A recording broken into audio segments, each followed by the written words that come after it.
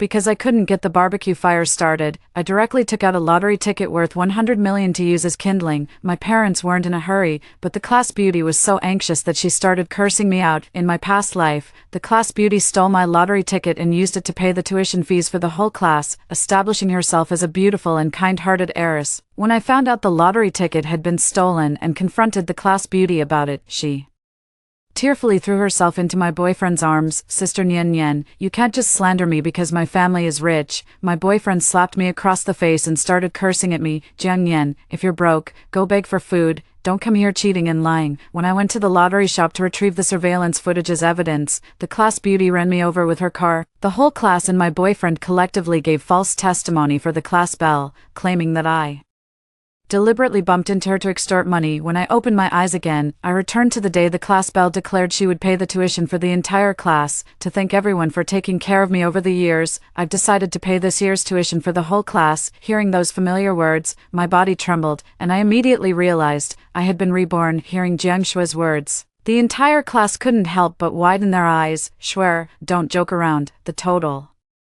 tuition for all 50 of us in the class is 500,000. Could it be that Shuer, you secretly won the lottery behind my back and became a millionaire? Jiang Shuai smiled and deliberately moved her bag to the front. I didn't win the lottery. I'll just take out a week's worth of my living expenses as a thank you to everyone. I can afford that much. Everyone stared at the bag in Jiang Shuai's arms, and someone immediately recognized it. That bag looks like a limited edition Hermes, worth over 1 million. Shuer, I can't believe you're a hidden heiress, and now you're so generous, paying for the entire class's tuition. You're truly a kind-hearted beauty of noble birth. Jiang Shuer beamed with a smile at the compliments. Suddenly, Jiang Shuer linked her arm through mine. Nian Nian, since there's a problem with my bank card, I need to go to the bank to sort it out. Could I borrow your car? I shuddered all over, the agony of being crushed to death in my past life flooding back into my mind. In my previous life, Jiang Shuer had also used the excuse of borrowing the car to steal the lottery ticket I had left inside. Later, when I realized the lottery ticket was missing and confronted Jiang Shuer,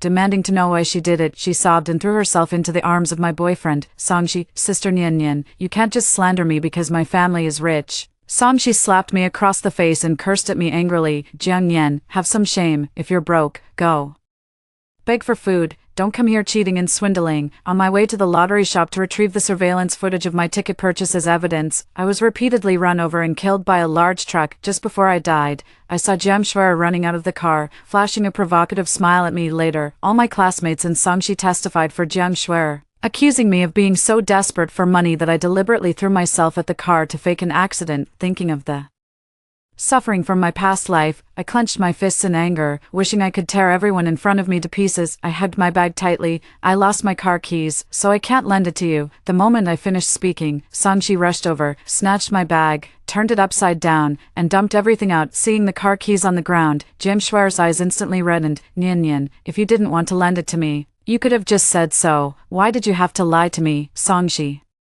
picked up my car keys in one swift motion and handed them to Jiang Shuai. Shuer, you're overthinking it. Jiang Nian is probably just too stupid to even know the keys were in her bag. Then Songji looked at me with disgust. Jiang Nian, can't you use your brain for once? You're as dumb as a pig all day long. Chapter 2. I slapped Songji across the face with the back of my hand, then snatched my car keys back from Jiang Shuai. Songji, what gives you the right to mess with my stuff? Have you been leeching off me for so long that you actually think my things are yours? Have some shame. Songji froze instantly, never expecting me to lay a hand on him. After coming to his senses, Songji kicked the table beside me. The table slammed into my waist in an instant, causing me to gasp in pain. Jiang Nian, have you lost your mind? What nonsense are you talking about? I clutched my waist, and once the pain subsided, I cast a cold glance over. I let out a cold laugh and pointed at the shoes on Song Shi's feet as I spoke. Those Nike shoes you're wearing, you begged me for them, saying your old ones were worn out and you couldn't bear to replace them, so I gave them to you. And your watch, computer, phone, and the monthly transfers of 4,000 to 5,000,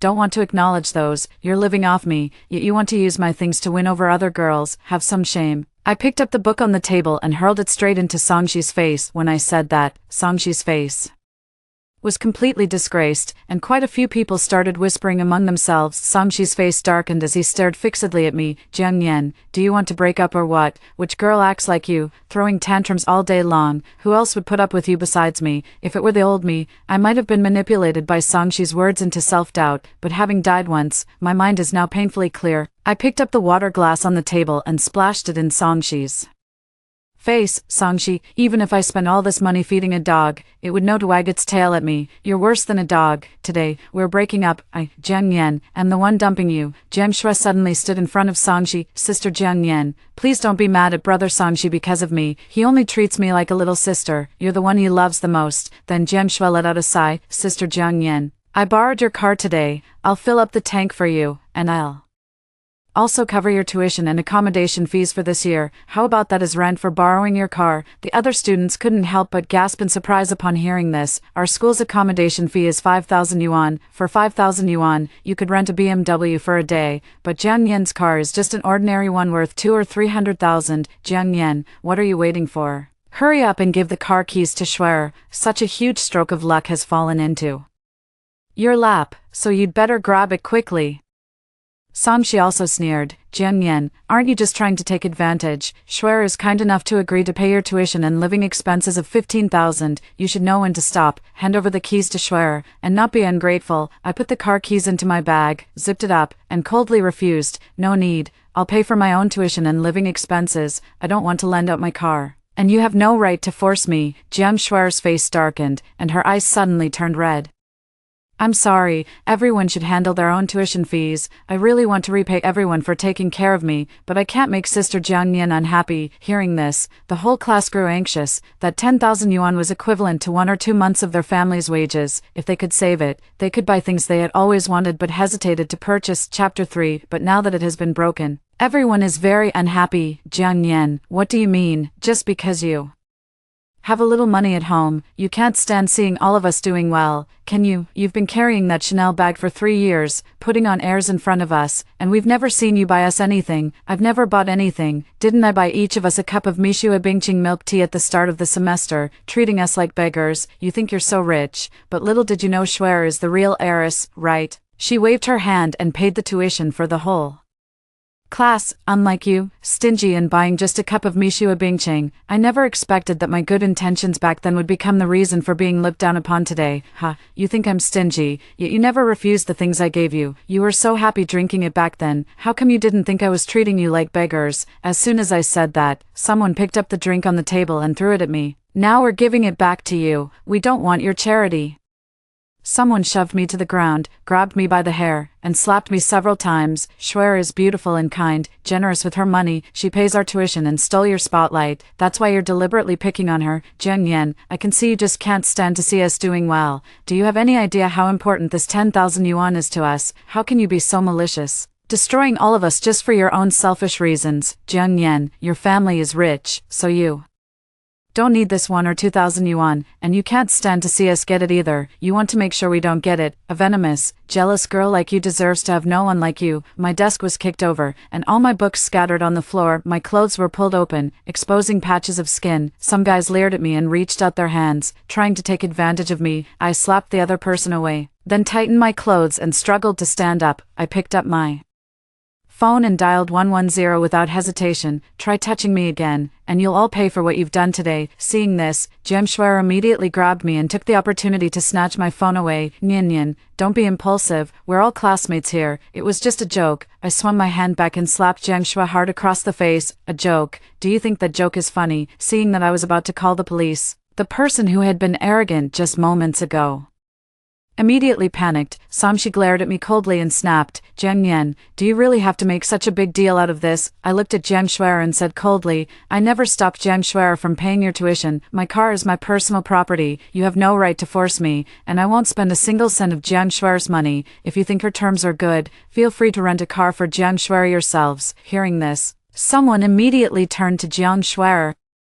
Sure, I'll rent a luxury car for you, 1,000 or 10,000 times better than Jiang Yan's car. Just give me the 15,000 when the time comes. Sure, Jiang Yan doesn't know what's good for her. Don't bother with her. I can have my brother drive over the wedding car he just bought and lend it to you. Watching those people scrambling to lend Jiang Shuer a car, I couldn't help but smile. Jiang Shuer's eyes showed impatience, but she still smiled and nodded in thanks, while everyone was gathered around Jiang Shuer. I took the opportunity to grab my things and leave the classroom. I went straight to my car, took out the lottery ticket worth 100 million that I had casually left inside, and replaced it with an expired ticket of the same number. Chapter 4. On the way back, my brother suddenly called and invited me out for barbecue. While grilling the meat, the fire in the stove wouldn't catch, so my brother asked me to find some paper to start the flame. I suddenly thought of the lottery ticket in my hand. Without hesitation, I took it out, lit it with a lighter, and threw it into the oven. The moment I did, the fire immediately blazed up. Sure enough, 100 million lottery ticket really burned strong. My brother also came over. What did you light? The fire caught all at once. I replied lightly, nothing much, just won 100 million in the lottery. My brother just said oh and went back to grilling. My brother told me that tomorrow is my sister-in-law's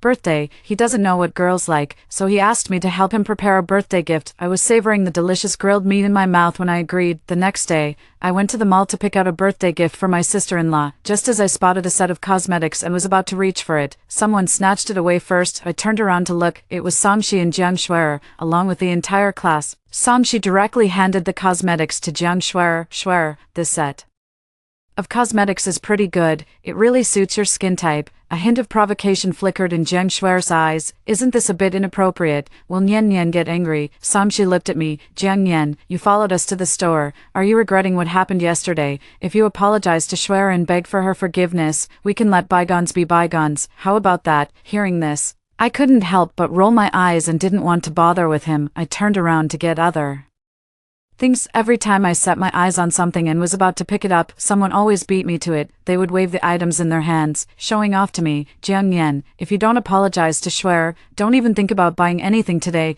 Anyway, Shuer paid our tuition, so we might as well use this opportunity to spend that saved 10,000 yuan. Hearing this, after thinking for a moment, I suddenly burst into laughter. Is that so? So what if I won't admit my mistake? With that, I walked up to the counter, ready to take all the items.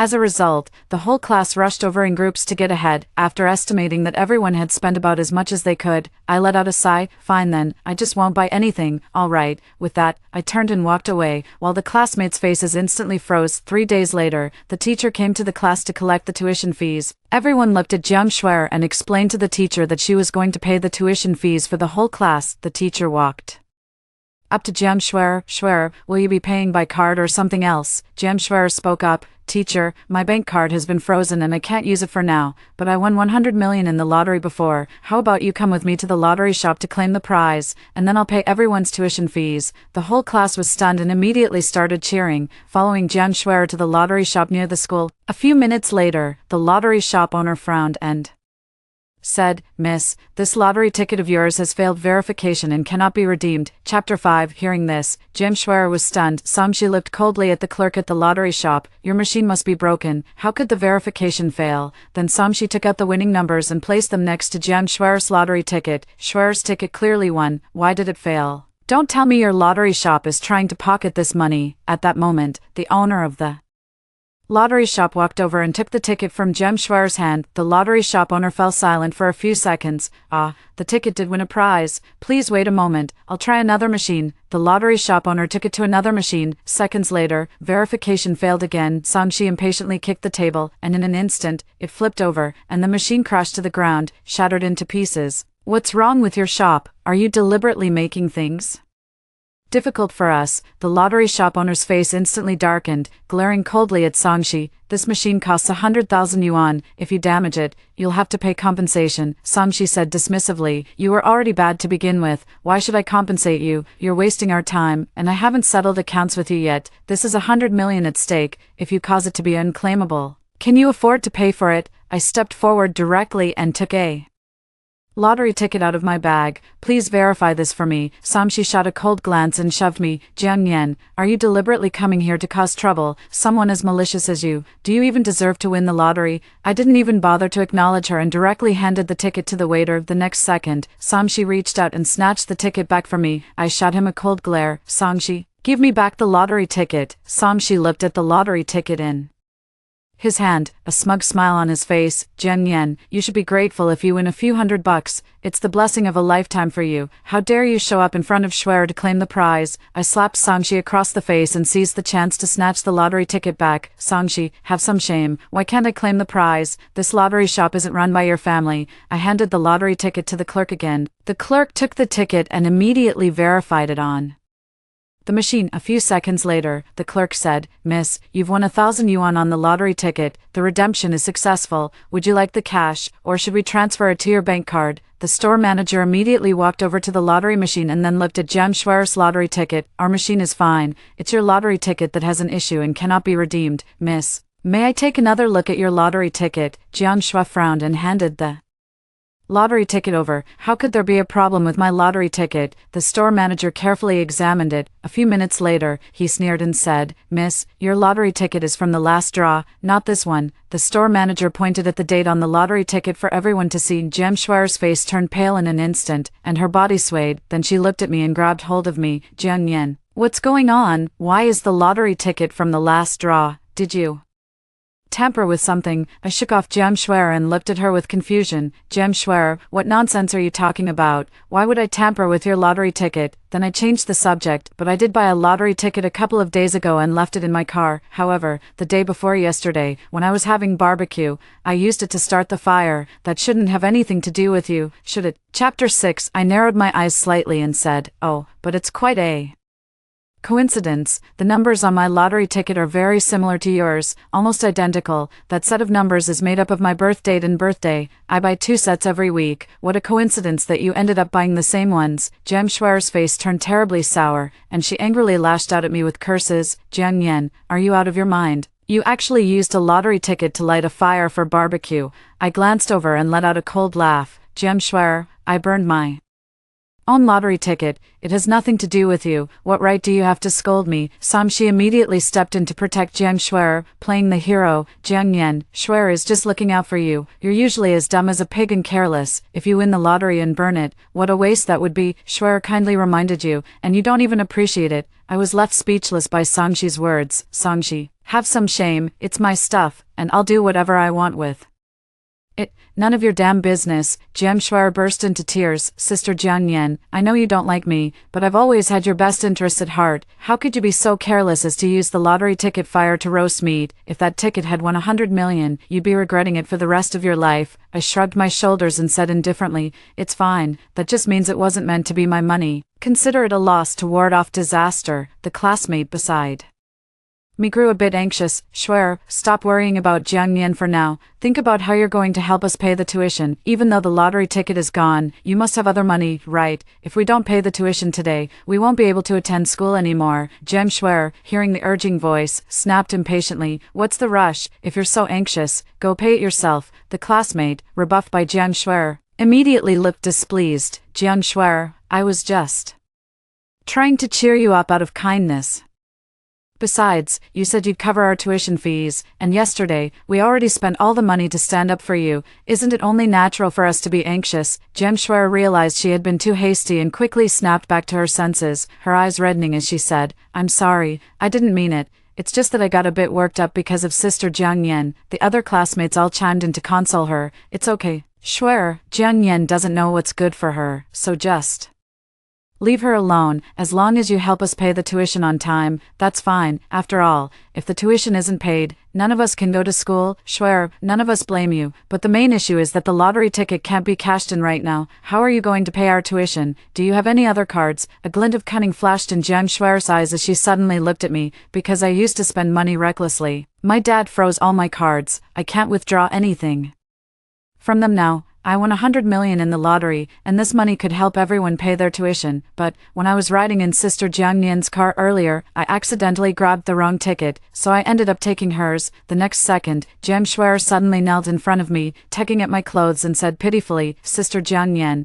please give me back my lottery ticket. Okay, if you want money, I can give it to you later, but right now, I need this ticket to pay for everyone's tuition. Chapter 7. Songshi looked at Jiang Shuer with eyes full of pity, pulling her up and holding her in his arms. Jiang Yan, why don't you just take out the lottery ticket already? You forced Shuer to kneel to you. Aren't you satisfied yet? How can you be so vicious? I immediately realized that Jiang Shuer was trying to frame me, and I couldn't help but laugh out loud. Songshi, I don't even know what to say to you anymore. Calling you a pig's brain feels like an insult to pigs. I looked at Jiang Shuer and pressed her relentlessly. Jiang Shuer, what evidence do you have that you took the wrong lottery ticket? Jiang Shuer clenched her fists, lowered her head, and said in a pitiful tone, Sister Jiang Yan, after I saw your lottery ticket in your car, I noticed our numbers were the same, so out of curiosity, I picked it up for a look, but when I put it back, I accidentally misplaced it. I let out a scoff, but I've already burned the lottery ticket. What now?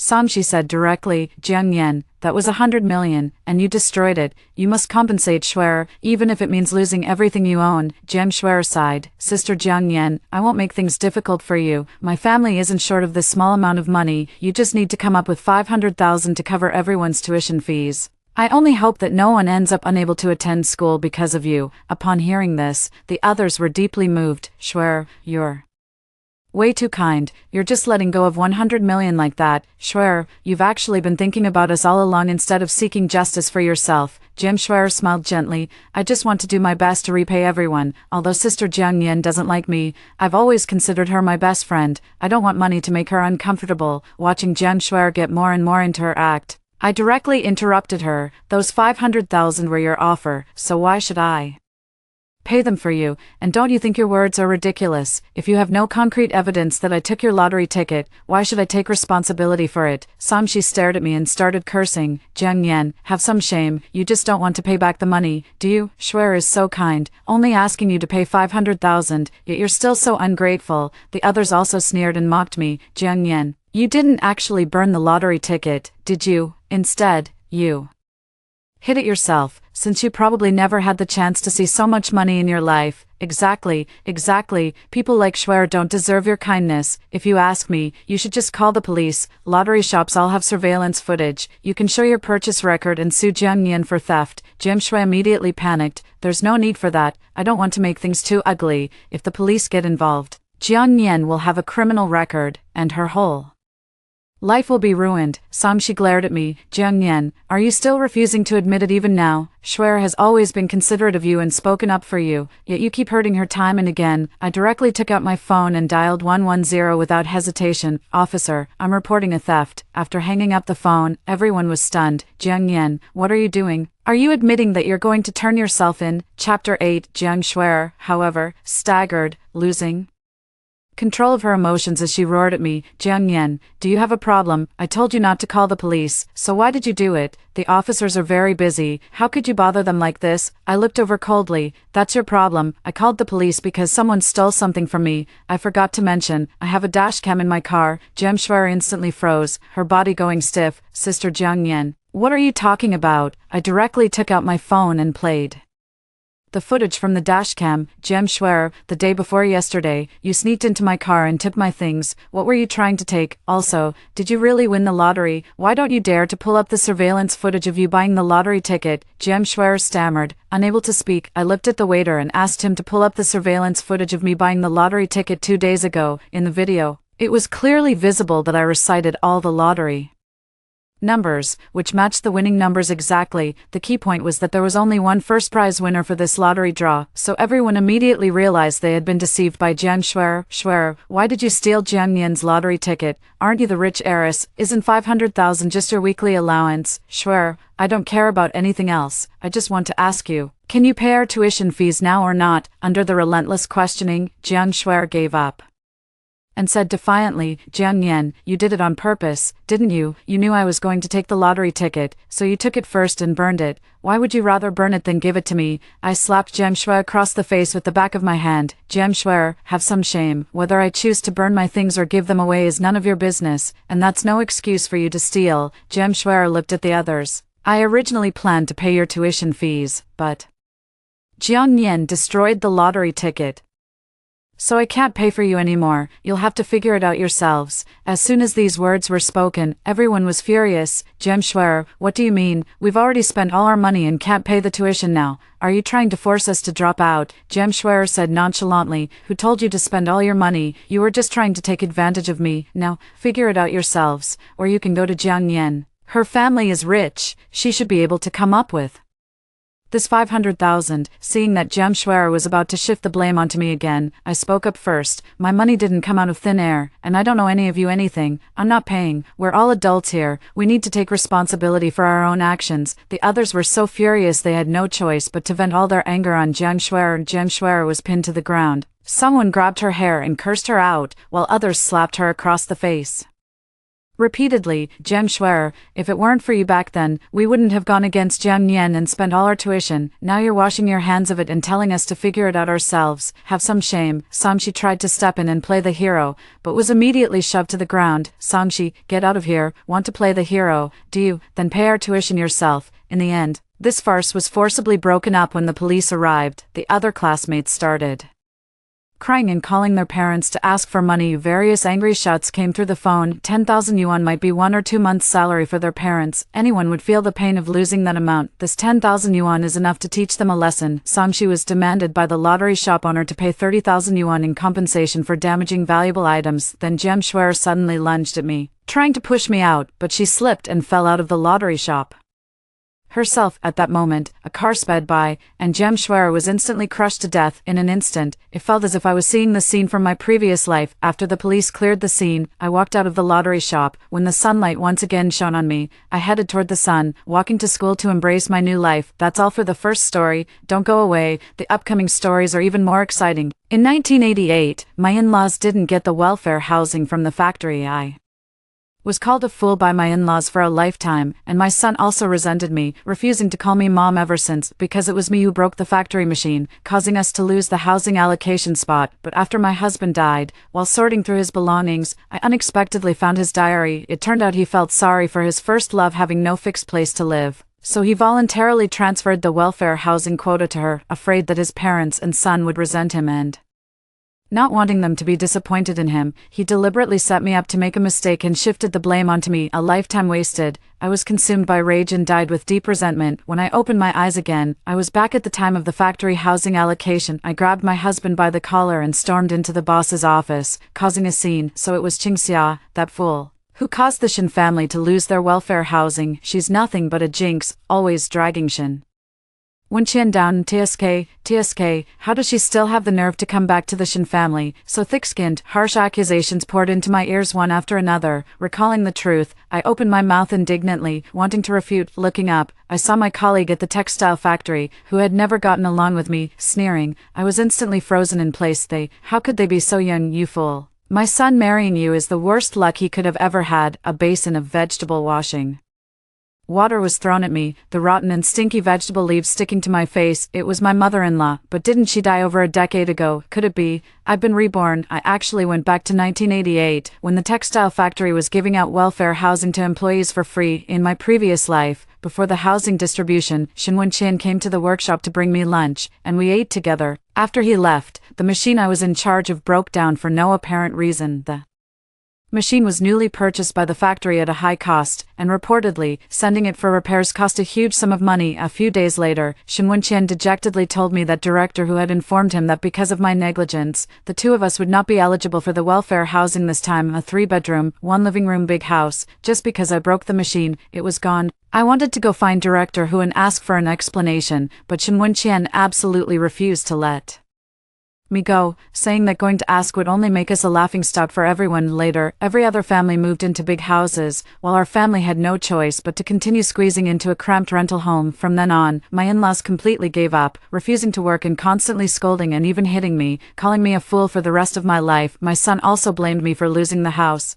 saying he couldn't find a wife because of it. He never gave me a kind look and even stopped calling me mom. I felt guilty and full of self-blame, unable to argue back. I silently endured everything, hunched over, head bowed, never again walking upright for the rest of my life. On the road, relatives, friends, and even colleagues all use my foolish deeds to teach their children. Even when couples fight, they bring me up. You should be thankful I didn't lose our house like that idiot Qingxia. Upon hearing this, the man would admit his mistake. True, no matter how foolish you are, at least our house has been allocated. Living in such a suffocating environment, I grew increasingly silent. 40 years later, Shen Wenqian passed away. Holding back my grief, I packed up his belongings. When I saw his diary, I instinctively opened it. April 7, 1988. Sunny, Chushua finally agreed to accept the welfare housing today. June 18, 1988. Rainy. The welfare housing was successfully transferred to Chushua. I hope she won't have to live in fear anymore.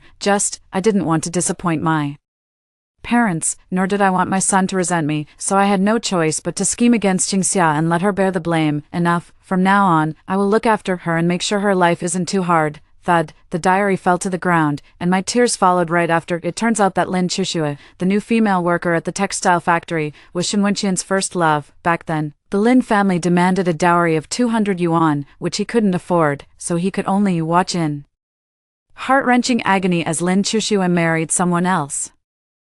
Now in middle age, Lin Chushua's husband passed away unexpectedly, leaving her and her daughter behind. Her in-laws blamed her for being a curse to her husband and for not bearing a son, so they drove the mother and daughter out of the house. As soon as Shen Wenqian learned the news, he arranged for her to work as a temporary worker at the steel plant, and later used his connections and bribes to help her become a regular employee. He had always been worried about Lin Chushua and her mother living in an unsafe rental, so before the housing allocation, he deliberately came to have a meal with me and took the opportunity to damage the machinery. He shifted the blame onto me and voluntarily transferred the welfare housing to Lin Chushua. How I hate it. He wants to fulfill Lin Chushua's wishes, so why must I be sacrificed? Then what does my entire life count for? Overwhelmed with rage and resentment, I died with hatred in my heart. Unexpectedly, I have a chance to start over. I grabbed Shen Wenqian's hand. Come on, let's go find Director Hu. It's just one machine having a problem. How does that mean my housing allocation spot is gone? I won't accept this. Shen Wenqian's face suddenly changed. He pulled me back and advised earnestly, Xia, calm down. The list has already been posted. Making a scene won't help. If anyone thinks making a scene will get results, the factory would be in chaos. What's done is done.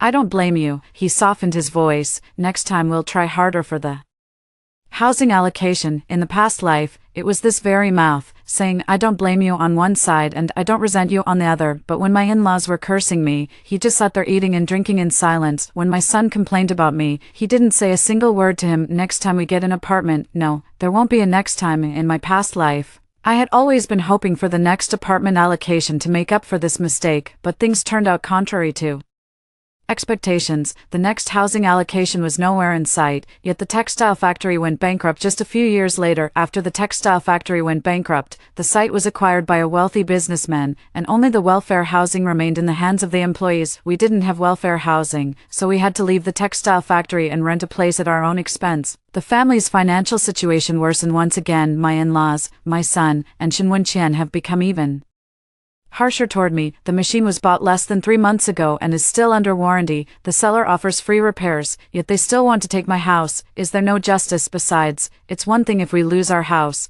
but why should it be given to Lin Chushua? She has been at the factory for less than 3 years, yet she brings her burden along every day to coast through work, taking several days off each month. Doesn't she feel guilty for getting the apartment? I looked at the bystanders watching the commotion and pointed at two of them who were especially engrossed in the spectacle. If it had been given to veteran workers like Brother Jing or Sister Yi, I wouldn't have made a fuss. In my past life, Jing Aigua and Yumei didn't get an apartment either. Instead of arguing with those who did, they just kept coming to humiliate me. If they don't believe it, now they have an excuse. Of course they'll make a fuss. Jing Aigua stroked his chin and backed out. Exactly, we Should go ask too. Come on, Qingxia, we'll go with you. If they get scolded, they can easily shift the blame onto Qingxia. But what if you actually manage to get your hands on a house, Jingagua, and you may were shouting about going to find Director Hu, smack, caught off guard by the slap. His cheek stung with a burning pain. I raised my hand to touch my nose, and my hand came away red. Shen Wenqian withdrew his hand and shouted angrily, though without much conviction, "What are you making a fuss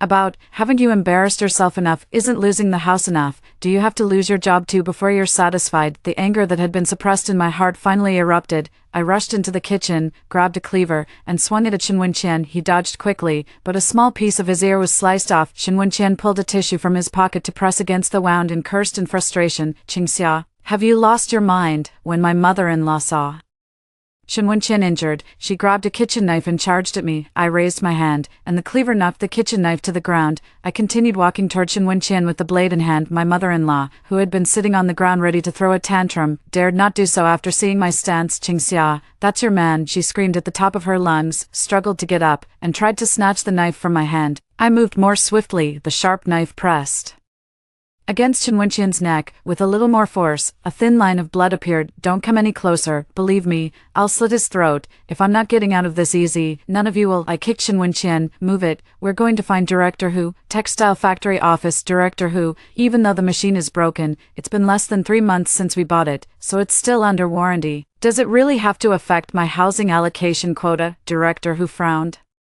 tightly and looked at Shen Wenqian. "What's going on?" Shen Wenqian said cautiously. "Director Hu, it's nothing. Qingxia is just throwing a little tantrum. I'll take her back right away." Director Hu grunted and began to criticize me. "Comrade Qingxia, your behavior today was truly excessive. It's only Wenqian who doesn't bother to argue with you." I quickly explained the whole story and proposed to get back the welfare housing quota. Director Hu pondered for a moment. "I will look into this matter carefully, but the housing allocation list has already been submitted and cannot be changed. If there really is something wrong with it, what hidden circumstances caused you to suffer a loss? Next time housing is allocated, you will be given priority." "Yes, yes, yes, thank you, Director Hu." Shen Wenqian nodded gratefully at Director Hu and dragged me away. "We've asked and clarified everything. Let's go home." How embarrassing. I looked Director Hu up and down, and a thought quickly flashed through my mind. No wonder. Is that so? Since Director Hu can't handle it, I'll have to go ask the factory director about it. Director Hu's gaze instantly turned cold. Shen Wenqian flew into a rage, pointing at me and cursing loudly. "Are you done or not? You made a mistake yourself, and Director Hu kindly explained it to you, yet you still push your luck." I grabbed his hand, pinned it to the table, and raised the cleaver high. Clang! I didn't cut into the flesh, only sliced off his fingernail. I raised the knife again. Shen Wenqian struggled and cursed loudly. Jingagua and Yume were also frightened. Director Hu slammed the table in anger. "Qingxia, how can you be so unreasonable? Qingxia, that's enough. Director Hu already said your family will be prioritized for the next housing allocation. What more do you want?" Yume said sourly, then flashed a fawning smile at Director Hu. Jingagua followed closely behind, showering Director Hu with flattery and telling me not to be so selfish. I pointed the knife at them and cursed. "In my past life, when I didn't get the house, they all mocked me to my face." He also cursed Director Hu. "A straight foot is not afraid of a crooked shoe. If you were fair and just, why would you be so afraid of me going to see the factory director? Even if I can't find the factory director today, I'll go tomorrow or the day after to ask clearly, what exactly are the standards for housing allocation, Sister Shashia? How can you slander Director Hu like this?" A gentle yet anxious voice drifted into the office. The next moment, Lin Chushua's beautiful face appeared before everyone. She was breathing slightly heavily, her eyes filled with tears, looking at me disapprovingly. "Xia, the housing quota is now in my hands. If you want to make a scene, come to me. Why are you bothering Director Hu? Aren't you just making things difficult for him? Is the job difficult?" Director Hu's eyes flashed with approval, and he nodded in satisfaction. "Oh, then tell me, you're either complaining about a stomachache, a headache, or at the very least, your child having issues, so you can't work. On what grounds do you deserve a welfare apartment? If I recall correctly, last month you also broke a machine, and the repair cost over 100 yuan. My machine broke down, but it was still under warranty and repaired for free, so how did I lose my apartment allocation spot? And on top of that, they even..." Shen Wenqian lost his position. "But you stepped in as a substitute." Lin Chushua couldn't answer, shaking her head at me with tearful eyes, then she indicated that she didn't want to make things difficult for Director Who. If I insisted on causing trouble, she could give up the house to me. Director Who grumbled discontentedly. Qingxia, the evaluation hadn't even started last month, and you damaged the machine during the evaluation period. How can you compare that to Lin? Is Comrade First Snow the same? Lin Chuxua forced a smile. Director Who. It's fine, just give the house to Sister Xiaxia. Director Who held her hand, continuously praising her. Comrade Lin Chuxua, you truly understand the greater good. Unlike, he shot me a glance and let out a cold sneer. Shen Wenqian was moved to tears by Lin Chushua's actions, then turned his head to scold me. Look at how crazy you are. Can't you learn from Chushua's kindness and thoughtfulness? The list for welfare housing has already been submitted, and the apartment belongs to Chu Snow. Just because you're making a fuss doesn't mean you'll get it. Otherwise, how will the factory manage its employees in the future? Can you be reasonable? I was so angry that my heart ached. Lin Chuxua was willing to return the housing quota, and Director Who agreed, but he just wouldn't. What? Are you that protective of Lin Chuxua? 20 years of marriage to him, and it's all been a complete waste anyway. I don't have a house, so I went to argue with the factory director. I've been an outstanding employee every year, yet when it comes to housing distribution, I get nothing. Does that make any sense? Shen Wenqian was so furious that his chest heaved violently. Lin Chuxua took his hand, and the two gazed at each other with deep affection. Slap. Director Who slammed his hand on the table and drove me away. The house is yours.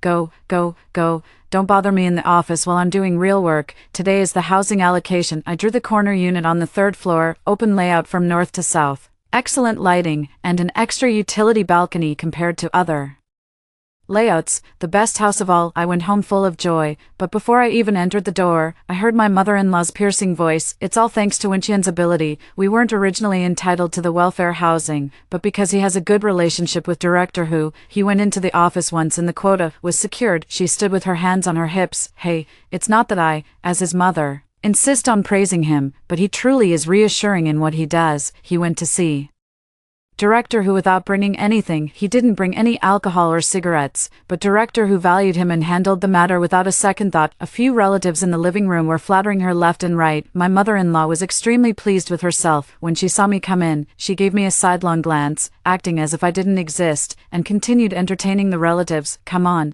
let's move our stuff to the new house and show you what a real big house looks like. The group cheerfully carried furniture toward the new house. You want to live in the new house I fought for? Dream on. 20 minutes later, the mother-in-law stormed back in a fury. Qingxia, that's the house Wenqian was allocated. What gives you the right to rent it out without permission? Shen Wenqian also had a sullen face, speaking coldly. What exactly are you trying to stir up? The house has been rented out. Where are we supposed to live? I shrugged. That's my own house. What business is it of yours? Live wherever you like. Director Who previously messed up the list and mistakenly gave the house to Lin Chuxua. Now it's been returned to me. It's mine alone. Your name isn't on the housing allocation list. If you want a house, go ask Director Who for it yourself. To apply for a housing allocation, I needed to write an application. When I was writing it, Shen Wenqian was busy comforting Lin Chuxua and didn't even come to sign it. My mother-in-law shoved me toward the door. You good for nothing. Go get the house back. I'm not going. If you want to go, go ahead. 2 hours later, the two of them came back with swollen faces and bruised heads. The mother-in-law, as if on the verge of death, leaned against Shen Wenqian, her voice hoarse from cursing. I smiled with satisfaction. The Su family, I had carefully chosen them as tenants. Their fighting spirit was formidable. Completely unafraid of Shen Wenqian and the mother-in-law causing trouble. After I entered the room, I heard my mother-in-law insisting on going to find Director Who to demand an explanation. She was stopped by Shen Wenqian. Mom, I have a way to deal with Qingxia. He bent down and whispered something in her ear. The smile on the mother-in-law's face grew wider as she cast a sinister glance at the room. That's exactly how she should be treated. The next day after work, the house was lively. My mom is actually here. As soon as I entered the house, she came over and fussed over me. Go ahead. What's the matter? My mom never shows up without a reason. Mom sneered. Then I'll be blunt. Go and drive the Su family away. How can strangers live in a new house? I remained expressionless. Why not? Even if it brings bad luck, it'll be on me. Mom's face instantly darkened. You're so fierce, ruining our family's reputation. How will your younger sister ever remarry? Upon hearing this, the last glimmer of hope in my heart vanished into thin air. Sister. Qingru is always the most important. Memories from my past life flooded back. At that time, I really Thought it was my fault for damaging the factory machinery that caused me to lose the welfare housing quota. In my husband's family, I felt both self-blame and guilt. Everywhere, they scrambled to work, not daring to rest for even a moment, but even so, my mother-in-law still couldn't stand me. On New Year's Eve, she deliberately picked a fight, threw a basin of cold water on me, and kicked me out of the house door. In the dead of winter, heavy snowflakes were falling outside, and I was soaking wet, shivering from the cold, hungry and freezing. I trudged back to the village and knocked on my parents' door, but when my mother opened the door and saw it was me, she immediately shut it again. A married daughter cannot return to her parents' home for the new year. It would bring great misfortune to the family. Are you deliberately trying to bring bad luck? But I clearly remember that when Qingro had a quarrel with her brother-in-law before, Mom specially went to pick her up for the new year.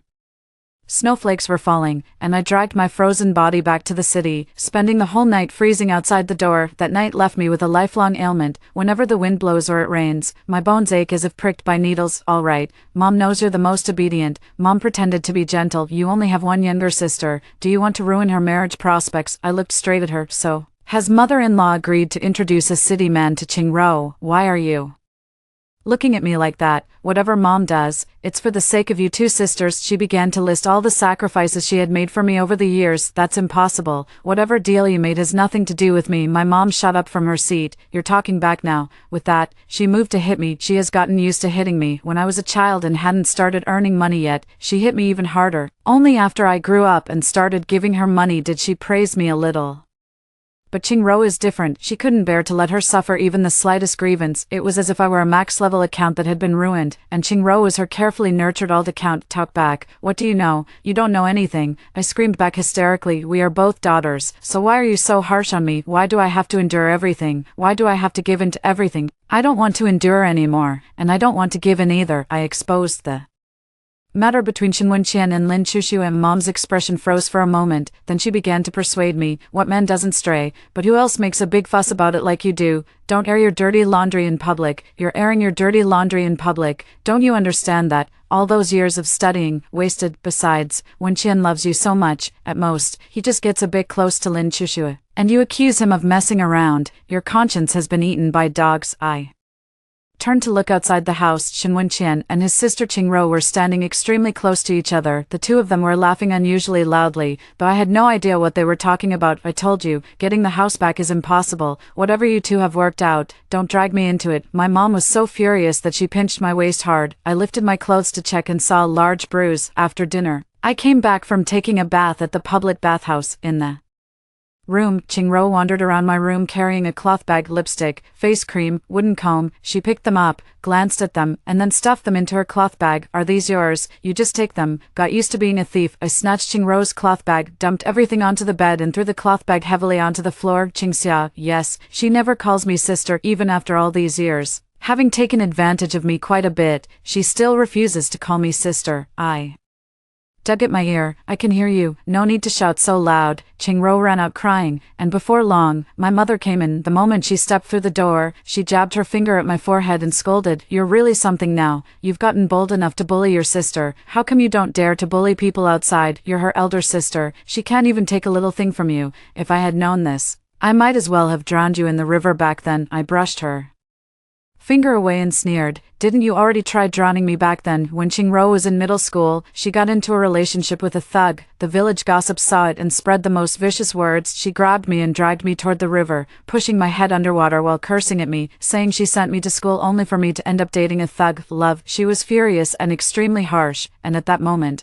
I thought I was going to drown. It wasn't until the villagers came over to persuade her that she finally stopped, slapping me several times before going home. I learned the whole story from the villagers, thinking she had mistaken me for someone else. I ran home in big strides to explain to her that it wasn't me hanging out with the thugs, but I saw her holding Qingro. Thugs have no future. Don't hang out with them anymore. This time, the villagers saw me hit Qingxia. They must think Qingxia was the one behaving improperly. Your reputation is still intact. Mom, find you a good man. Mom was stunned by my question, then burst into tears. Was it wrong of me to raise you? If you were hanging out with thugs back then, and I hadn't stopped you, could you have married into the city and found a man as good as Wenqian? A good man, Qingro muttered softly, as expected. Not her own child, completely ungrateful. I spun around sharply, my pupils wide with shock. What did you say? Qingro's face turned pale as she shook her head in panic. I clenched my fists. my nails digging into my palms, but I paid no heed to the pain, and said word by word, "You said it, as expected, not her own child, completely, can't be tamed." Mom nervously grabbed my hand and said, "Don't listen to your sister's nonsense, she hasn't been right in the head lately, you two look so alike, how could she not be my daughter? If you weren't my daughter, why would I raise you? It's not like we have money to burn." She spoke with great conviction, but in my eyes, it was all just a cover for guilt. Normally, if I questioned anything, she wouldn't explain so much, she would just hit me and scold me. So that's how it is, I am not her biological daughter at all. All these years, I've been constantly overthinking, why does she only like Qingro and not me today? I finally know the answer. I let out a long breath, hugged her, and touched her hair. "See, I knew it, how could I possibly not be your biological daughter?" Mom's tense face softened, and she smiled, saying, that's right, pulling out 2 strands of hair. I sighed and pushed her away with a hint of resignation. Then, "Mom, why do you have to sacrifice my interests to help Sister? Has Grandma agreed to introduce Sister to a regular worker in the city?" Qingrou's husband drank himself to death the year before last. As soon as he died, Guanlanji went to bring Qingrou back home. Over the past 2 years, they have been looking for a man for Qingrou together. She couldn't bear to see Qingrou suffer, so her standards were high. The man must not smoke, not drink, have a stable job in the city, handle all the housework, and hand over his entire salary to Qingrou to manage.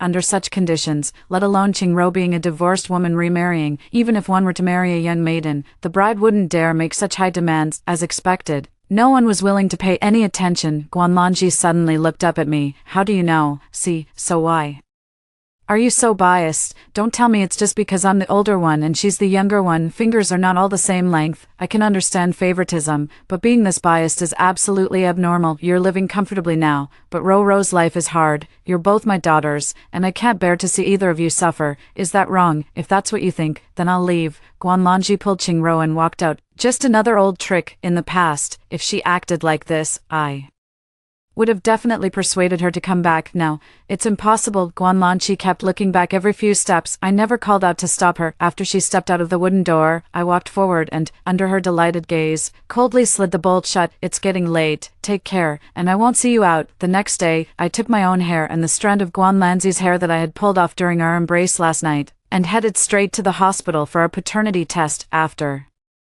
leaving the hospital, I went to a consulting firm and hired a private investigator to help me dig up Guanlanji's past. 7 days later, the hospital's paternity test results came out. My hand rested on the test report, trembling uncontrollably. After several attempts, I still couldn't open the appraisal report. Taking another deep breath, I finally opened the appraisal report. The report was very long, with dense text at the beginning that I couldn't make out, my eyes fixed directly on the conclusion line. According to the appraisal, Qingxia and Guanlanzi do not have a parent-child relationship. Tears uncontrollably welled up in my eyes, soaking the appraisal report. After years of injustice, an explanation had finally come. Trembling laughter kept spilling from my lips, growing louder and louder. Good, truly good. I no longer have to beg for Guanlanji's maternal love. The informant was highly efficient. A month later, he handed me a document folder. 38 years ago, Guan Lanji and her cousin Tangi gave birth at the hospital together. There was nothing unusual about this, but back then, Guanlanji had spent a large sum at the clinic to check the fetus's gender, and it was a boy. She had proudly boasted about this news to many people, yet when the child was born, it turned out to be a girl. There's no need to elaborate on the twists and turns behind this. It was just that Guanlanji saw that Tangi had good conditions and couldn't bear to let her own son suffer.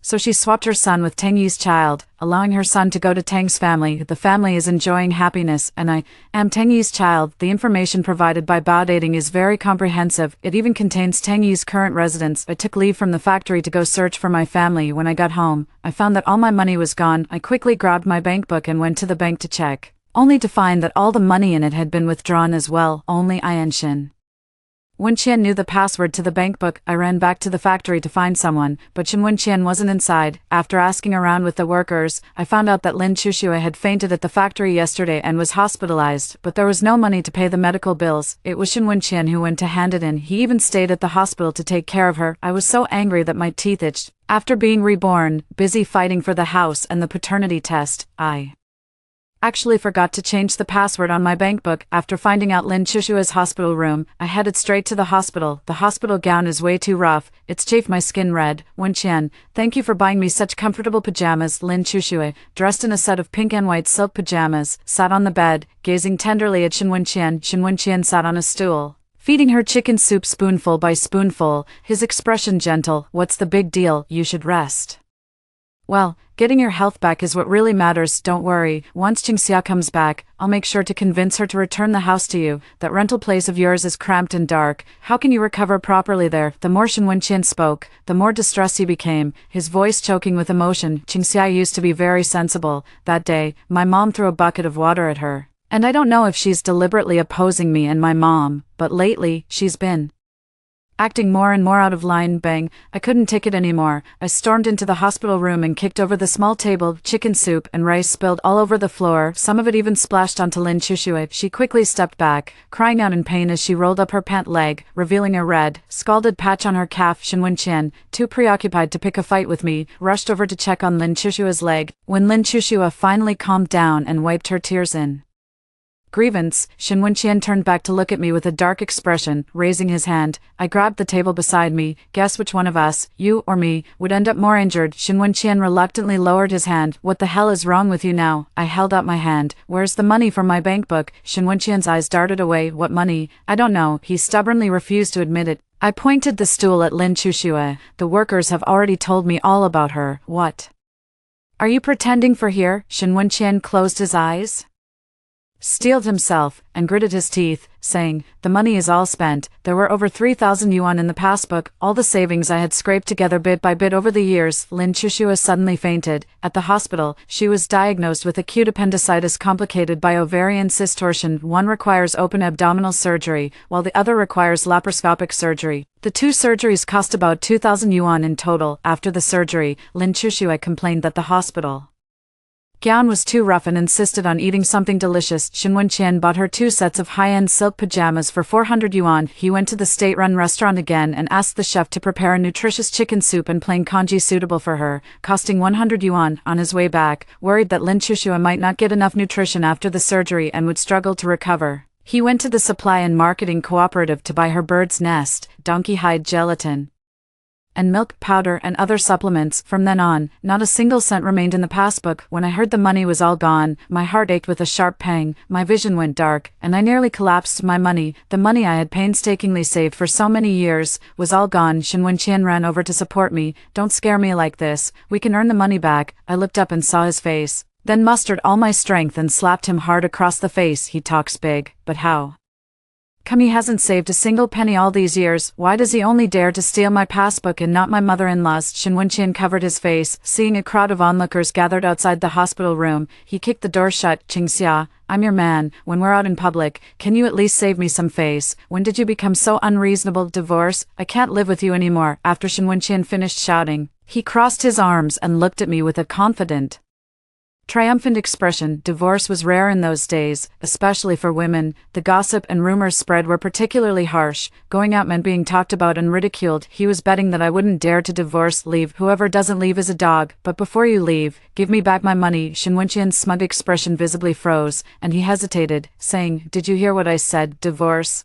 I can't live with you anymore either. Marrying you in the first place was a total mistake on my part. Shen Wenqian flew into a rage and grabbed me by the neck. Do you have another man outside, filing for divorce? Who gave you the nerve? Another punch landed on my stomach. In such a hurry to divorce me? Are you already carrying some bastard in your belly? Lin Chushua said weakly from the side. Last Thursday, I think I saw Sister Xia having a meal with a strange man at the state-owned restaurant. The two of them were chatting very happily. Shen Wenqian's hand tightened more and more, and I could barely breathe. Gathering all my strength in my foot, I kicked him hard in the crotch. Shen Wenqian let out a miserable scream, curling up on the ground, unable to stand. I grabbed a stool and slammed it down hard. How dare you choke me? How dare you slander me? Shen Wenqian was beaten until his head was bleeding. Lin Chushua screamed and tried to run out, but I grabbed her by the collar of her pajamas, yanked her back, and slapped her left and right. The sound of slaps ringing endlessly, accusing me of messing around outside. Believe me, I'll report the two of you for messing around first. Nowadays, relationships between men and women are strictly monitored. If you're not married and sleep together, you're asking for a bullet. Shen Wenqian's face turned from pale to green, then from green to purple.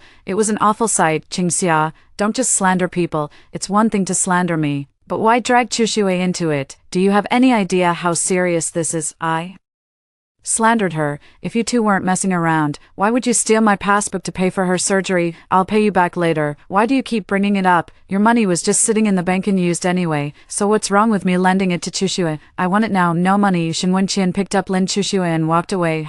If he won't give it, I'll go get it myself. I returned to my in-laws' house with 4 tall men. I directed them to move all the valuable furniture in the house to the second-hand market: televisions, refrigerators, bicycles, sewing machines, radios, newly made wardrobes and beds, all laid out in a row, ready to be sold at the right price. All good items, even second-hand, they could fetch a decent price. In total, they sold for over 3,000 yuan, nearly 200 yuan more than their savings. Some of the furniture was even bought by families in the alley. Seeing them moving the furniture in, the mother-in-law went over to ask about the prices, which Spendthrift sold things so cheaply. If I had known, I would have waited to buy it this time too. The style is exactly the same as mine, but it's much cheaper. What a loss. Only after entering the house and seeing it completely empty did she let out a series of screams. There's a thief. All my things have been stolen. A kind neighbor pointed to my room and told her that I had moved all the furniture away and sold it. My mother-in-law burst into the room, ready to hit me. I grabbed her hand. It was Shen Wenqian who made me sell it, and I gave him all the money. I'm just a woman. How could I have the nerve to sell things from the house? The things, oh, right, he's in the hospital. You'd better go quickly, or he'll spend all the money on Lin Chuxue and leave nothing for you. The mother-in-law grabbed a rolling pin and rushed toward the hospital. I was about to go back inside to continue packing when someone suddenly grabbed me. Mom, are you out of your mind? How could you sell all our furniture at such a low price? There's really something wrong with you. No wonder Grandma and Dad never liked you. Oh, it's my son Xinyan, who's in his 3rd year of high school, back from the provincial capital on break. I was overjoyed. I brushed his hand away, forcing a stiff smile. I make my own decisions, and you don't get to tell me otherwise, and I don't need their approval. In my past life, because we lost that apartment, he refused to call me Mom again, yet he warmly addressed Lin Chuxue as Aunt Lin, treating her like his own mother. But he asked me to help take care of his child later. When the child grew up, I didn't even get a single word of gratitude. In my past life, I spent my entire life longing for my family's love, but Xinyan's blood also carried the inferior genes of the Shen family. I never received any care, only endless oppression and resentment. I don't want this son anymore. From now on, whoever wants to worry about him can do so.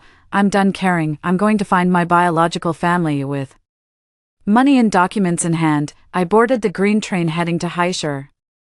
7 days later, I met my biological mother. She was wearing a white dress with a khaki-fitted trench coat over it, intellectual and gentle, elegant in her movements, and very beautiful. Until I said I was her biological daughter, she suddenly let out a cold laugh, her sharp eyes scanning me from head to toe. Who sent you? What trick are you trying to pull? I took out the paternity test results and a photo of Guanlongji. 38 years ago, Guanlongji swapped her son with me. If you don't believe me, I am your biological daughter. We can go to the hospital for our paternity test. Seeing the photo of Guanlongji, she was stunned for a long time, then suddenly stood up and hugged me. I'm sorry. It was your mother who lost you. Hot tears fell on my neck. It turns out that 20 years ago, my mother had already discovered the truth, and she drove Guanlanzi's son out of the house. She had placed many newspaper ads searching for Guanlanzi and me, posted numerous missing person notices, and even personally traveled to many cities to look for us. But because Guanlongji had added the character Ji to her name, she never received even a single piece of useful information. Over the years, her career has been thriving. Many people know she is searching for her cousin and daughter, and from time to time, someone comes to her door claiming to be a relative. She went from initial excitement to gradual calmness, and finally to a state of collapse. In the past few years, she was even diagnosed with bipolar disorder. When her mania strikes, she realizes it was she who lost her daughter, and the pain is unbearable. She has harmed herself several times. When she is depressed, she can't help but imagine that her daughter is not doing well outside, suffering all kinds of hardships and death, wanting to die alongside her. The first time she saw me, her heart trembled, because my eyes are exactly the same as my father's, and I also inherited his fair, cold-toned skin. But she was also Afraid that I had undergone plastic surgery, it was only when she saw Guanlonji's photo that she finally became convinced. I am her biological daughter. Mom took me back to the villa. Inside, there was actually a room that had always been prepared for me. It was filled with dresses Mom had personally designed for me, along with all kinds of the most fashionable clothes on the market. Mom has been waiting for you to come back. After learning everything Shen Wenqian did to me, Mom wished she could grind his bones to dust. Xia, Shen Wenqian doesn't deserve you. Come on, Mom will go back with you and get you divorced from him. I heard I'm not Guanlonji's daughter, but that I have a wealthy mother. I didn't need to go looking for him. Shen Wenqian came to me on his own. Inside the hotel suite, Shen Wenqian smiled ingratiatingly. Mother-in-law, I've made Xiaxia's favorite dishes at home. How about we go back and eat while we talk? Then he turned to blame me. Xia, you're something else. 2. This is mother-in-law's first time here, and you didn't even give me a heads up. I couldn't be bothered to watch him clown around, so I directly proposed divorce. Shen Wenqian's smile froze on his face. Xia, I know you're concerned about Xuxue. Don't worry, I can cut ties with her completely. Just give her $1 million so she can live comfortably for the rest of her life, and I won't say another word to her from then on. I couldn't help but snicker. 1 million? Are you even worthy of her? Shen Wenqian was forcibly dragged out by his mother's bodyguards, with the help of the lawyers under my mother's command. Half a month later, Shen Wenqian and I successfully divorced. Shen Yan begged me to take him away, calling out Mom and Grandma over and over again. I didn't agree. Could it be? I've been reborn. But on the day we left, Shen Wenqian and Lin Xuxue were both fired from the textile factory due to personal conduct issues. The two got married as they wished. The wedding was very shabby. Life after marriage was also unsatisfactory. Lin Xuxue was used to having everything handed to her, clothes brought to her, meals served, and had no idea how to do housework. When she went out to work, because her record had a stain, no formal job would take her, and she could only do heavy labor. But she couldn't endure such hardship, so she stayed cooped up at home, doing nothing at all. After Shen Wenqian was fired, his mother-in-law couldn't accept that her outstanding son would end up like this and suffered a stroke. Shen Yan's grades plummeted, and he failed to get into college. Too ashamed to face others, he refused to go out and find a job. Shen Wenqian was the sole breadwinner for 3 people, and when he came home, he still had to cook for them. On top of that, he had to take care of his bedridden mother-in-law, helping her with everything from using the toilet to cleaning up. He was in unbearable pain and collapsed, screaming, forcing Lin Xuxue to learn how to do housework. Lin Xuxue refused. I've been like this from the start. I've never known how to do housework. In a fit of rage, Shen Wenqian struck her. Lin Xuxue held a grudge. While Shen Wenqian was at work, she latched onto another man, moved out, and refused to see Shen Wenqian. Shen Wenqian was furious. In the dead of night, he broke into a private residence with a knife and killed Lin Xuxue. When he was caught, he kept muttering about regretting arguing with me and divorcing me, but who cares? After hearing the story above, what are your thoughts? Feel free to share your opinions in the comments section. Next, there is another similar story. Let's continue to see. I was reborn, returning to the day I was framed by Lin Warner. It was just like this in my past life. No matter how I explained, no one believed me. Lin Warner, you went to great lengths to drive me out of the family. Unfortunately, I am no longer the person I used to be. In those 2 years in prison, the first thing I learned was an eye for an eye, a tooth for a tooth. I'm done with this family. In my past life, after I died, I learned from a soul's perspective that my biological father was Feng Xingyu, the underworld boss who ruled Jiang City with an iron fist. He had connections in both the underworld and the legitimate world, and was known as Lord Feng. In this life, I must find him first, to secure a backing for my future revenge. I went to the place where Feng Xingyu often stayed. He was a ruthless man, and it was said that anyone who betrayed him had to pay with their life. I witnessed with my own eyes how his men dealt with a traitor, brutally and without mercy. Feng Xingyu truly lived up to his reputation as the Grim Reaper of the underworld. He had power and influence, and he never let a grudge go. If I could get him to acknowledge me as his daughter, no one would ever dare to bully me again. Master Feng has ordered, clear the area in 3 minutes, all unrelated personnel, get lost. A lackey approached me. Little girl, didn't you hear what Master Feng said? I looked up, staring straight at him. I am Master Feng's daughter. You should address me as Miss. What do you mean? I am your eldest daughter, Feng Xingyu's biological daughter. Here is the paternity test between Feng Xingyu and me. You can verify at any time. I handed over the paternity test report. Feng Xingyu took the report, glanced at it, and sneered. There are plenty of women who want to climb into my bed, but wanting to be my daughter, that's a first, Miss. Please leave. He Clearly didn't believe it. You're just a kid, hasn't anyone told you? I'm not married, so how could I have a daughter? Next time you try to scam someone, put more thought into it. My heart sank. Drinking, drugging, one-night stands. He must have experienced all of that plenty. How could he be so sure I wasn't his biological daughter? But I bet within 3 seconds, Foam Xingyu will definitely come back. I stood there, counting in my mind. 3, 2, 1, Master Foam. I don't think that young girl was lying either. I recall that night over a decade ago when you were drugged. Turn around. A faint smile curled at the corner of my mouth. Here it comes. Just then, a few street thugs surrounded us. The leader, a guy with bleached hair, leered and said, "Little girl, out here all alone. How about Big Brother walks you home? Let go of me." Oh, quite a fiery temper. I wonder if you're just as fiery in bed. Do you know who my father is? If you dare lay a hand on me, I swear you'll die a horrible death. I don't care who your father is. Even if the Heavenly King himself showed up, I'd still have you. Just as that yellow-haired man's hand was about to touch me, a black sedan sped over, its doors swung open, and Foam Xingyu's men immediately pinned him to the ground. "Miss, Master Foam requests you get in the car. As for this scum, leave him to me." Foam Xingyu sat in the car, his gaze fixed on the watch on my wrist. Foam Xingyu must be coming back for me because of this watch.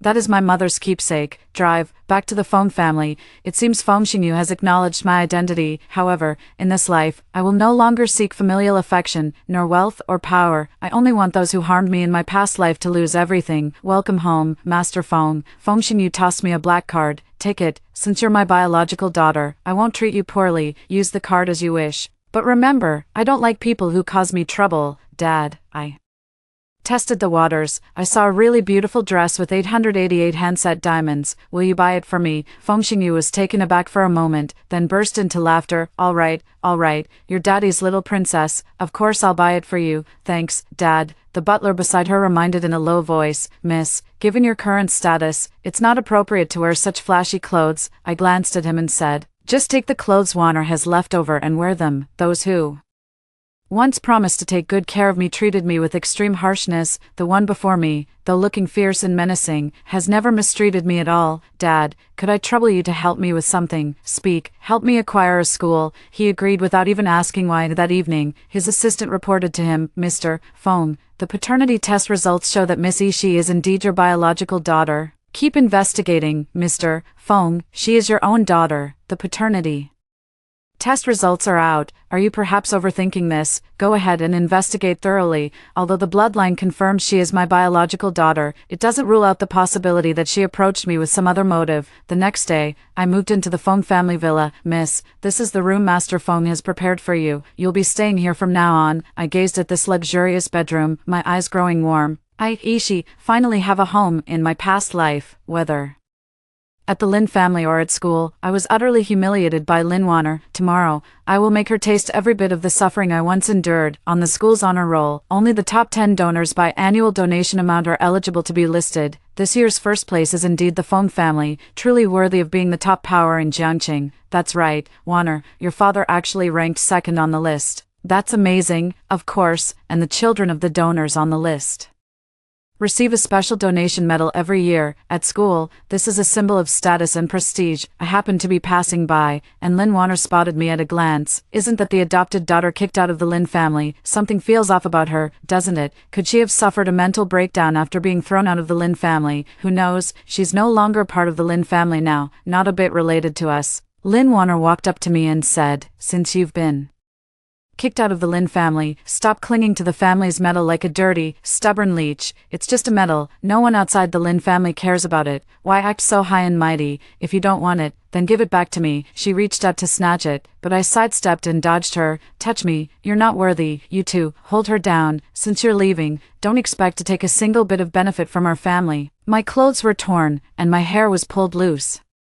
"Since you care so much about this wall of honor, then I'll destroy everything you value." I grabbed the nearby fire extinguisher and smashed it hard against the wall of honor. The glass shattered, and the metals scattered all over the floor. "Ah, what are you doing, you madman? Madman, call security." I looked at Lin Warner's terrified face and sneered. "Lin Warner, this is just the beginning. From now on, everything you care about, I will personally destroy." Lin Warner trembled with rage. "Sure.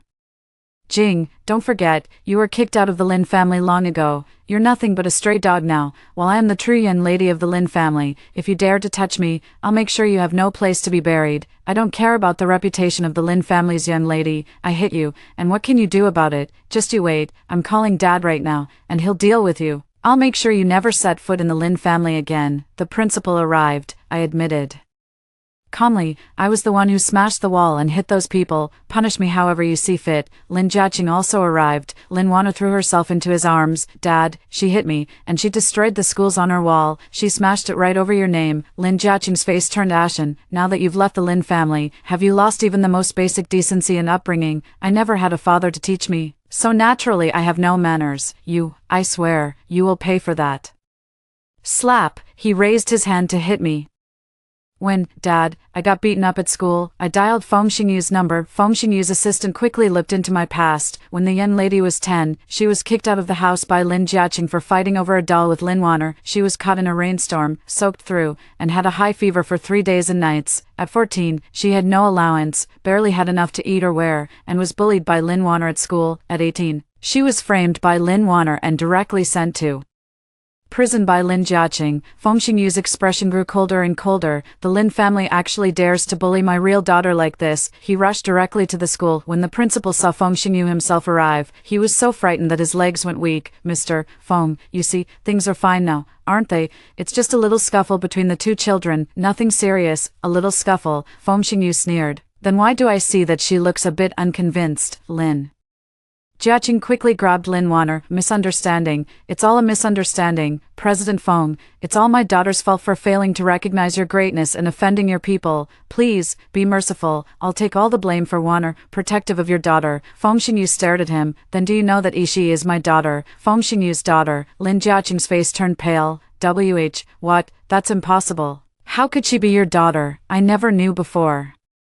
So it turns out the Lin family's tradition is nothing but unreasonable arrogance, baseless slander, and bullying others by relying on power. Mr. Feng, please have mercy, let me go. No, within 5 seconds, make my daughter forgive you, or else, the Lin family will be wiped out. Lin Jiaqing was scared out of his wits and rushed before me. Miss, please forgive me. Lin Waner was also stunned. She never expected that I was truly Feng Xingyu's daughter. I looked at them coldly. Enough, let's call it a day, we're going back. Feng Xingyu nodded and said to Lin Jiaqing, I'll let you off for today, Mr. Lin. Please know your place and stop provoking my people. On the way back in the car, Lin Jiaqing, furious, slapped Lin Waner across the face. Dad, you hit me. I'm telling you, from now on, stay away from Shijing and stop provoking her. Dad, why, she's the one who crossed the line. Shut up. Do you even know who Feng Xingyu is? And you dare to mess with his daughter. On the way home, Feng Xingyu remained silent for a long time. I thought he was annoyed that I had caused him trouble, to the point where he couldn't even stand being in the same space as me. He suddenly spoke up. When you were 10, you were kicked out of the house by Lin Jiaqing over a doll. At 14, you couldn't get enough to eat or wear, and you were bullied by Lin Waner. At 18, you were framed and sent to prison. I was stunned. If you ever feel wronged in the future, remember to call me, from now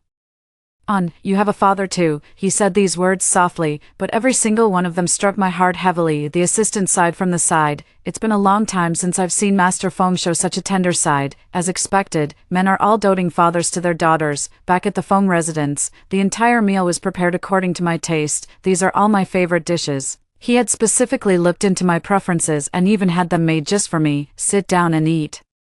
In the Lin family, no one had ever remembered my preferences, let alone prepared a meal specifically for me. Feng Xingyu is truly good to me, delicious, you should try some too. I picked up a bite of food and placed it in his bowl. He was taken aback for a moment. What, is this your first time eating food your daughter picked for you, and you can't even hold your chopsticks steady? After the meal, he called me into the study. The Lin family is about to hold a recognition banquet to announce the return of the true daughter. Do you want to go, Dad? Please prepare some formal wear for me. I want to attend the Lin family's recognition banquet. All right, he paused. I will make sure Lin Waner and her father have an unforgettable recognition banquet. The Imperial City Banquet Hall was ablaze with lights. The Lin family's recognition banquet was grand, drawing celebrities from all walks of life. Master Lin, aren't you usually the one who hates these noisy places the most? Why would You come to this mere Lin family recognition banquet today. What do you know? I came today just to see what my fiancé looks like. The speaker was Yi Chen, the second Yin master of the Yi family. In my past life, he was my fiancé, but under Lin Wanner's instigation, he avoided me at all costs. In this life, he's the one taking the initiative to come closer. What is that unlucky thing doing here? Lin Wanner's mother,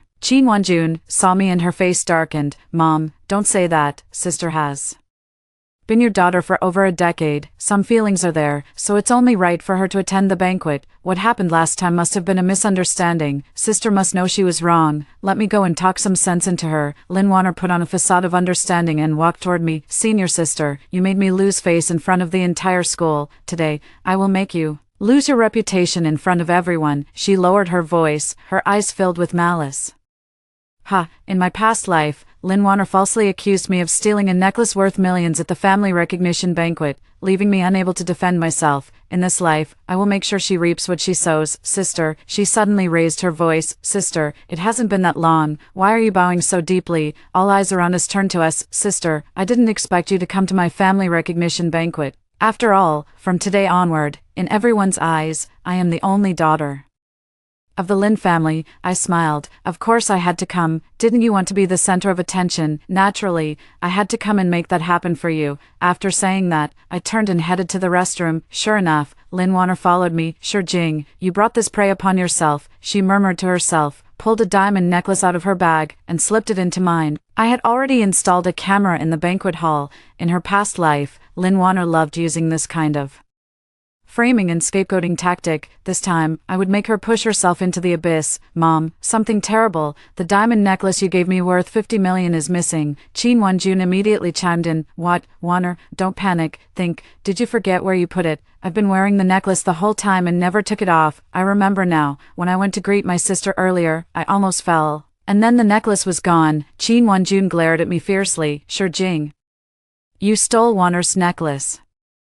I didn't. Whether you stole or not, we'll know once we check your bag. Lin Wanner looked at me smugly. Sister, stop trying to make excuses. Everyone in the room was staring at me. Lin Jiaqing's face darkened. Sure Jing, you've disappointed me too much. I told you, I didn't steal her necklace. How dare you talk back? Show me the evidence. Wanner has witnesses. What about you? Prove that you didn't take the necklace. Of course I have evidence. I smiled and took out my phone from my bag. Yesterday, worried that my sister might run into trouble at the family reunion banquet, I specifically asked the staff to install surveillance in this banquet hall in advance. Lin Wanner's face instantly turned pale. What? I didn't know. Why is little sister so surprised? Could it be that you're worried the surveillance footage captured something unfavorable to you? I opened my phone, and the screen clearly showed the entire process of Lin Wanner stuffing the necklace into my bag. The whole room was in an uproar. We were almost deceived by Lin Wanner. Turns out she was the one framing Sure Jing. I knew someone with such a good personality as Yi couldn't possibly steal. Lin Wanner is truly vicious at heart. Lin Jiaqing's face was as dark as the bottom of a pot. Lin Wanner was so anxious she was crying. No, it's all Ishi's fault. At that moment, Yi Chen stepped out from the crowd. Uncle Lin, why make things so difficult for a server, since the matter is clear? Why not just call the police? Report to the police. Lin Wanner panicked. What are you afraid of, little sister? When the police arrive, they'll naturally give you the truth you want. I looked at her. Lin Wanner, in our past life, you loved competing with me for Lin Jiaqing's favor. This time, I'll make you personally experience what it truly feels like to lose a father's affection. In the end, Lin Jiaqing announced in front of everyone, Sure Jia has been my adopted daughter for over 10 years. I've long treated her as my own. From today on, the Lin family has 2 daughters. I disagree. Lin Wanner shrieked. Dad only has me as his daughter. That bastard child. What right does she have to be compared to me? How can you be so inconsiderate? Lin Jiaqing scolded. In the future, you should learn more from your elder sister. I let out a cold laugh. Mr. Lin, aren't you a bit too good at adding drama to yourself? I never said I wanted to return to the Lin family.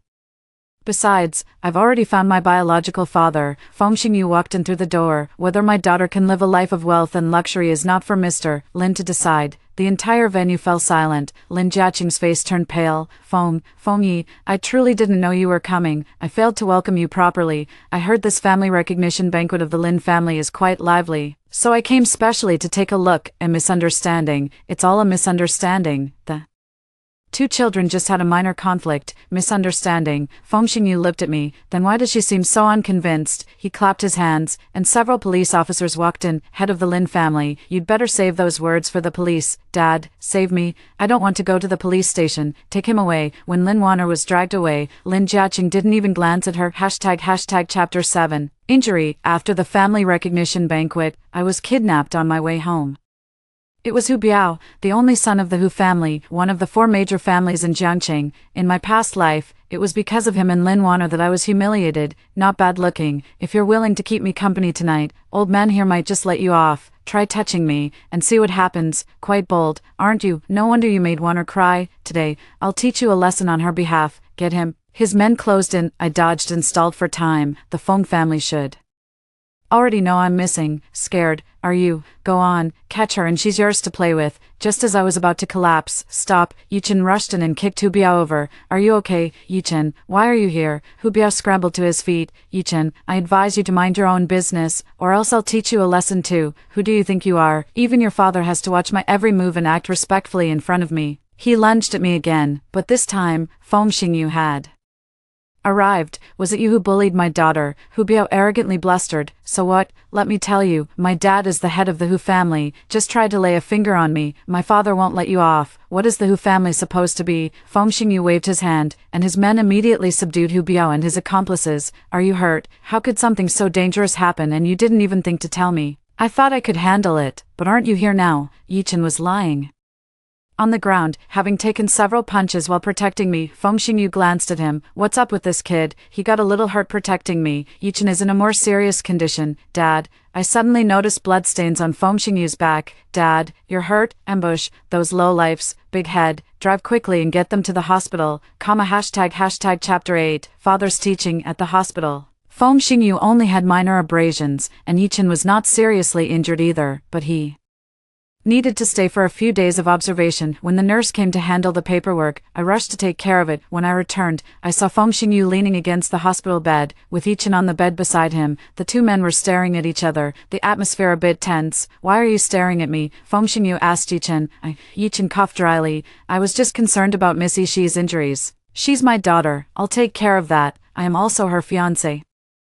Fiancé, that's still up in the air. I pushed the door open and came in. What are you two arguing about? Both of them fell silent at the same time. Dad, how's the injury on your hand? Let me take a look. It's okay. This little injury is nothing, but getting hurt still hurts. My eyes felt a bit sore. When they used to hit me, it hurt so much. No one ever protected me. Feng Xingyu's voice became very soft and gentle. You are my daughter. No one will bully you from now on. These cherries are really delicious. Would you like to try one? I picked up a cherry and handed it to him. It smells so good, Ishii-san. Yichen called out in dissatisfaction. I got hurt because of you. You know, you can't just care about your dad and ignore me, right? I want some cherries too. What status do you have to compare yourself to me? Ishii and I are blood related. What are you? All right, stop arguing. I shot Yichen a glare. I still need to thank you for yesterday. If you hadn't come, I might not have held out until my dad and the others arrived.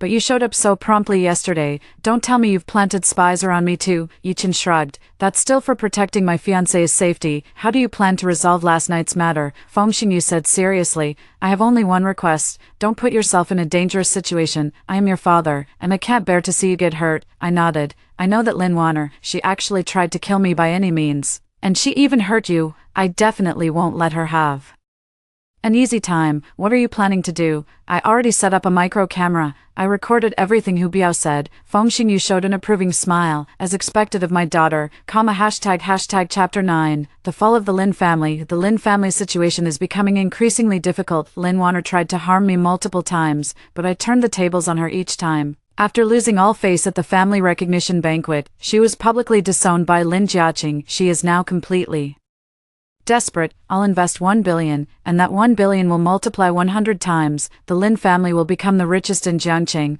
I'll be able to trample Shijing under my feet. She liquidated all the Lin family assets and poured everything into a so-called low-altitude economy project. That project, the Yi family had also invested in it in her previous life, only to suffer total losses. I purposely instructed Feng Xingyu not to make a move before the Yi family withdrew their capital. letting Lin Warner get on board first. Once she invested, we would pull out completely. With 300 million in principal, it's absolutely possible to multiply it 100 times based on the current trend. By then, I'll definitely be able to trample Jing underfoot in front of Dad again. However, 3 days later, the police came knocking. We received a report that you are suspected of illegal loans and maliciously manipulating projects. Please come with us. Illegal loans, this is my big project. I stood before her, watching her lose her mind. Lin Warner, how could there possibly be a free lunch falling from the sky? Are you really foolish enough to believe that? Jing, it's you who set me up, isn't it? Give me back my money. Lin Warner, watch your words and actions. If you try to harm my wife again, I won't hesitate to have you rot in prison. Lin Jiaqing also rushed over. Upon learning that the Lin family was burdened with hundreds of millions in debt, he fainted on the spot. Impossible, I'm not wrong, Lin Warner screamed hysterically. Lin Warner, you reap what you sow, these are what you owe me, the way you are now can only be said to be your own doing. Senior sister, please, for the sake of our family raising you for over 10 years, please let us go. Don't say any more, I won't help you, miss, it's all my fault, I shouldn't have treated you that way back then. All I ask now is that you, for the sake of the old days, help the Lin family. What's done is done, and there's no turning back. In my past life, you drove me to die in prison. In this life, I've spared your lives. That's already the utmost I can do. Lin Jiaqing completely broke down. Trembling, he pointed at Lin Warner. It's you who kept provoking the Feng family and the Yi family. How did the Lin family end up in such a state? Since you don't want to live, I'll make sure you're done for. Dad, no. I stared coldly at all of this, then turned and left. ##. Chapter 10, A New Beginning. The Lin family went bankrupt. In the name of the Feng family, I acquired the Lin family's business at a low price and established a new company. Congratulations, we'll have to call you President Shi from now on. On the day of the ribbon-cutting ceremony, Yichen didn't show up. He was on a business trip abroad. I stood on the stage, looking at the crowd below. The sunlight was beautiful, the air warm. Just then, a figure rushed out from the crowd, a knife clutched in their hand. Ishi, it's you. It's all your fault. You've taken everything from me. Die. Lin Warner had gone mad. She raised the knife and lunged at me. Watch out. A figure stepped in front of me. It was Yichen. He had never gone abroad at all. The knife stabbed into his shoulder. Yichen, you're awake. How are you? Do you feel any discomfort? With you here, I'm fine. Still poor. How could you be so foolish? It was so dangerous at that moment. Why did you take the knife from me? Yichen looked at me and smiled. Because I like you. I held his hand, tears streaming uncontrollably down my face. Thank you for choosing to love me without hesitation. Feng Xingyu stood at the door of the hospital room, looking at us, and for once, a smile appeared on his face. He turned to his assistant and said, tell Lin Warner to spend a few more years in prison. Yes, Master Feng. The sunlight outside the window was just right. Having a family is truly wonderful. This time, I finally lived the way I wanted. After hearing the stories above, what are your thoughts? Feel free to share your opinions in the comments section. Looking forward to hearing from you. If you liked this story, don't forget to like it, share it, and subscribe to my channel. See you next time.